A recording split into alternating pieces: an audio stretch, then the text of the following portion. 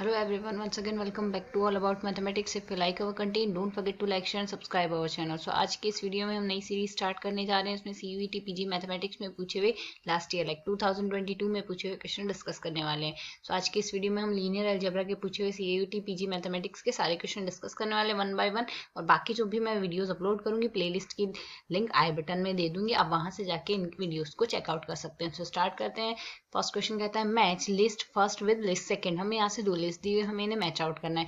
Vector space दिए हैं first list में, सेकंड लिस्ट में उनके डायमेंशंस दिए हुए. सो अगर यहाँ से देखिए आर ओवर आर की डायमेंशन हमारे पास क्या लिखी जाती है. आर ओवर आर की डायमेंशन हम जानते हैं हमारे पास यहाँ से अगर हम इसकी डायमेंशन लिखना चाहें, इसकी डायमेंशन हमारे पास होगी 1. आर ओवर आर की डायमेंशन 1 होती है. सो यहाँ से फर्स्ट मैच होगा हमारे पास यहाँ से लास्ट से.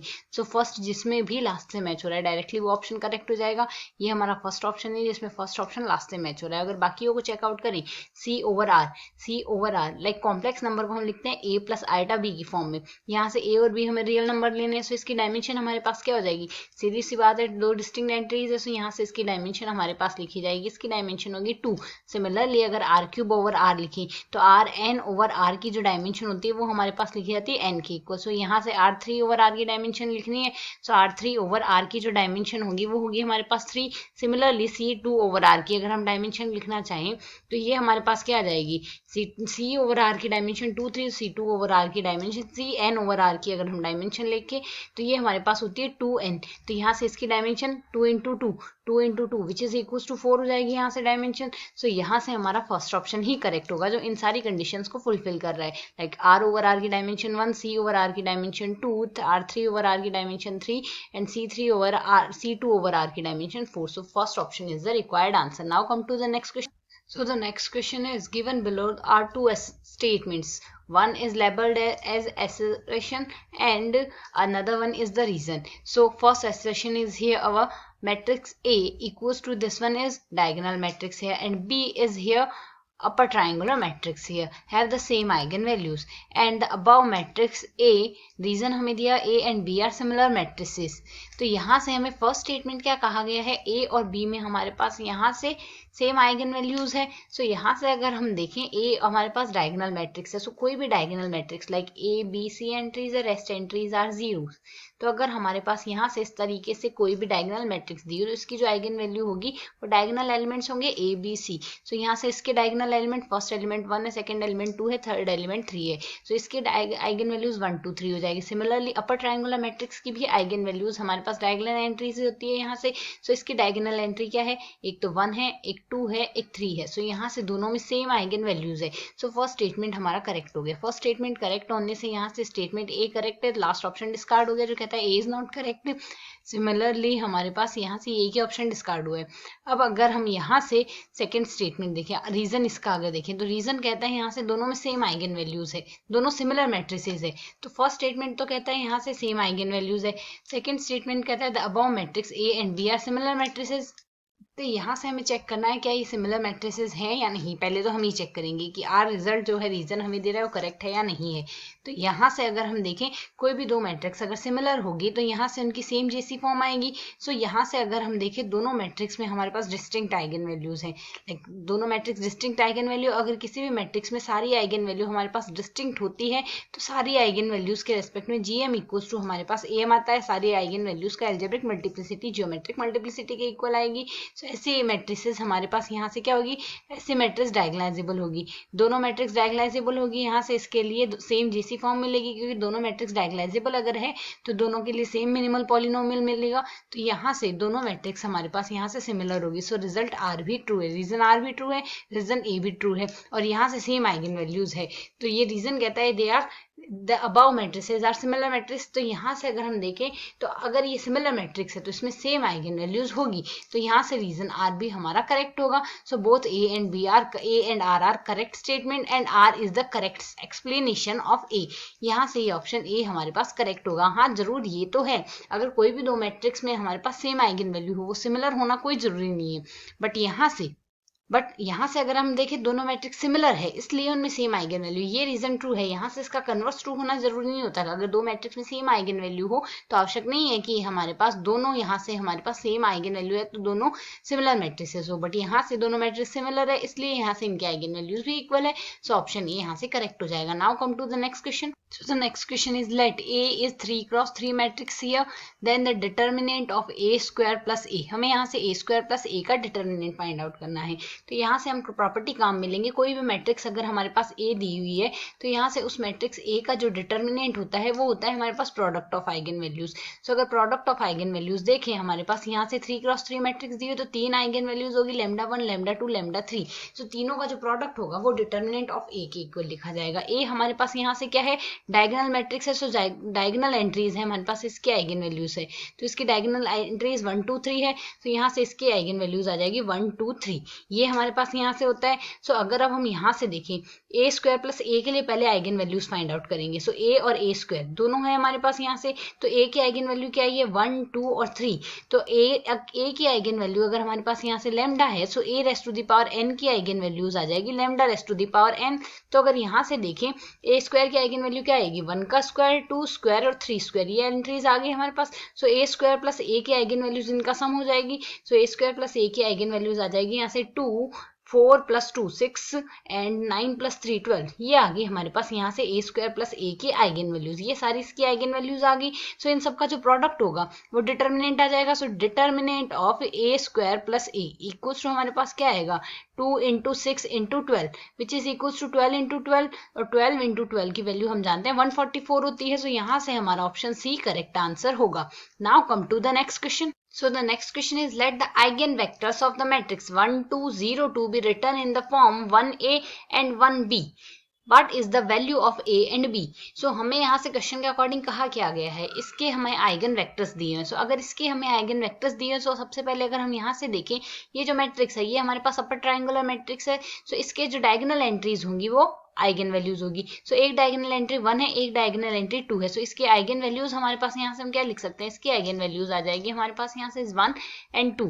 सो यहाँ से हम जानते हैं आइगन वेक्टर फाइंड आउट करने का मेथड होता है a माइनस लेमडा आई। हम मैट्रिक्स बनाएंगे a minus lambda I into हम यहाँ से लिखेंगे x इक्वल टू हम 0 के इक्वल रखेंगे। सो यहाँ से x की जो वैल्यूज आएगी वो रेस्पेक्टिवली आइगन वेक्टर हम मानते हैं। सो यहाँ से पहले लेमडा इक्वल टू 1 के रेस्पेक्टिव देख लेते हैं। तो लेमडा इक्वल टू 1 के रेस्पेक्ट में मैट्रिक्स बनेगी हमारे पास a माइनस लेमडा आई लिखनी है। लाइक हमारे पास मैट्रिक्स हम लेंगे a माइनस आई इंटू में हम x ले रहे हैं, x की जगह हम xy ले लेते हैं, इक्वल टू आ जाएगा हमारे पास 0 0। सिंप्लीफाई कर लेते हैं तो वैल्यू क्या आएगी 0 2 0 1 इंटू में आ रहा है हमारे पास यहाँ से xy इक्वल टू हमें क्या लेना है, इक्वल टू लेना है यहाँ से 0 0। सिंप्लीफाई करेंगे तो यहाँ से वैल्यू क्या आ रही है y इक्वल टू हमारे पास यहाँ से 0 आएगी, y की वैल्यू तो 0 आ गई, x की वैल्यू हम कुछ भी ले सकते हैं। तो लेमडा इक्वल टू 1 के रेस्पेक्टिव अगर हम यहाँ से आइगन वैल्यू देखें, यहाँ से हम ले रहे हैं लेमडा इक्वल टू 1, इसके रेस्पेक्टिव हमारे पास आइगन वेक्टर क्या आएगा 1, और साथ यहाँ से x की वैल्यू कुछ भी आ सकती है। तो x की वैल्यू हम 1 लेते हैं तो y की वैल्यू 0 आती है, y की वैल्यू 0 आएगी। लैम्डा इक्वल्स टू 1 के रेस्पेक्टिव आ गया। सिमिलरली दूसरी आइगन वैल्यू 2 है, इसके रेस्पेक्टिव अगर हम यहाँ से आइगन वेक्टर फाइंड आउट करेंगे तो वैल्यू हमारे पास यहाँ से क्या आएगी, पहले हम यहाँ से वैल्यू रखते हैं 1 2 0 2 है। सो 1 2 0 2 लैम्डा इक्वल्स टू 2 के रेस्पेक्टिव a माइनस हमने 2i लिखना है, इंटू में हमने लिखना होगा xy इक्वल्स टू हमने लिखना होगा यहाँ से 0 0। सो 1 2 0 2 है तो यहाँ से वैल्यू क्या आएगी 1 इंटू 2, 1 2 है 0 2 है। सो 1 2 0 2 लिख देते हैं। यहाँ से -2 करना है, इसमें -2 करना है, इंटू में है हमारे पास xy इक्वल्स टू, इसको पहले सिंप्लीफाई कर लेते हैं। सो अगर इसको हम आगे सिंप्लीफाई करें वैल्यू आ जाएगी हमारे पास -1 2 0 0 इंटू में आएगा xy इक्वल्स टू हम यहाँ से लिख रहे हैं 0 0। तो अगर हम यहाँ से सिंप्लीफाई करेंगे minus of x plus 2y equals to आ जाएगा हमारे पास यहाँ से 0। तो अगर सिंप्लीफाई करें x इक्वल्स टू आ जाएगा 2y। सो अगर ऑप्शन में देखें हमारे पास यहाँ से क्वेश्चन में क्या दिया है, y की x की वैल्यू 1 दी हुई है। अगर x इक्वल्स टू हम यहाँ से 1 लेते हैं तो उसके रेस्पेक्टिव y आ जाएगा 1/2, y की वैल्यू 1/2 आ गई, x की वैल्यू 1 है। तो रेस्पेक्टिवली हमारे पास यहाँ से आइगन वेक्टर क्या आ जाएगा, x की वैल्यू 1 ले रहे हैं, y की वैल्यू आ गई 1/2। सो a की वैल्यू 0 आ रही है, b की वैल्यू 1/2 आ रही है। कंपेयर करके हम ये कह सकते हैं क्वेश्चन के अकॉर्डिंग हमें a plus b find out करना है, तो 0 प्लस 1/2 हमें फाइंड आउट करना है, वैल्यू आ जाएगी 1/2। तो यहाँ से 1/2 हमारा ऑप्शन सी करेक्ट आंसर होगा। Now come to the next question. So यहाँ से अगला क्वेश्चन कहता है हमें यहाँ से एसरेशन दिया हुआ साथ ही रीजन दिया हुआ, बताना है इनमें से कौन सा ऑप्शन करेक्ट है।